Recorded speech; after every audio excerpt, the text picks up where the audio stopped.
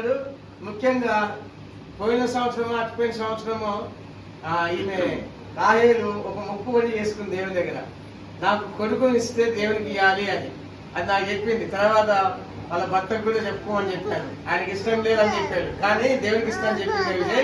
వదిలేసేయండి అని చెప్పాను. తర్వాత వాళ్ళ భర్తకు కూడా అమ్మ దేవునికి అని చెప్పింది కదా, వదిలేసే అని చెప్పాను.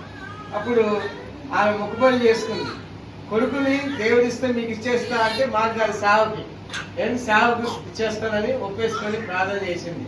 అయితే గర్భం ధరించింది. 5 సంవత్సరం తర్వాత 2 సంవత్సరం తర్వాత. ఆ తర్వాత కాన్పు అయినప్పుడు చూస్తే కూతురు పెట్టింది. ఎవరు పెట్టారు? కూతురు పెట్టారు. అప్పుడు అప్సెట్ అయిపోయింది. ఏమైపోయింది? అప్పుడు అప్సెట్ అయిపోయింది. ఎవరు? రాహేలు. విజయ్ కూడా అప్సెట్ అయిపోయాడు.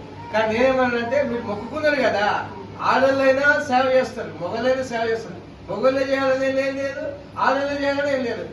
మొగళ్ళ కంటే ఆడల సహకారం ఎక్కువ ఉండాలా. ఇప్పుడు నాకు అమ్మగారి సహకారం లేకపోతే నేను ముందుకు వెళ్ళలేను. నాకు ఆమె ఎంతో సహకరిస్తుంది కనుకనే నేను ముందుకు వెళ్తున్నా. గుర్తుపెట్టుకోండి. మీ ఆడళ్ళు ఇంట్లో మీ భర్తకి సహకారం అందిస్తేనే సంసారం ముందుకు వెళ్తుంది. గుర్తుపెట్టుకోండి. నాకు అమ్మగారు సహకరిస్తేనే. అయితే ఈ అమ్మాయి కూడా మంచి సేవకురాలు అవుతారు. ఆ ముఖం చూడండి, ఆమె సేవకురాలు ముఖం ఉన్నదా, మామూలు ముఖం ఉన్నదా? సేవకురాలు ముఖం ఉంది కదా. ఈమె పుట్టక ముందే వాళ్ళమ్మ మొక్కుకుంది. ఈమె పుట్టక ముందే వాళ్ళమ్మ మొక్కుకుంది కనుక మంచి సేవకురాలు అవుతుంది. చాలా సేవకు సహకారం అందిస్తుంది. ఇంకా స్త్రీలు పెరిగే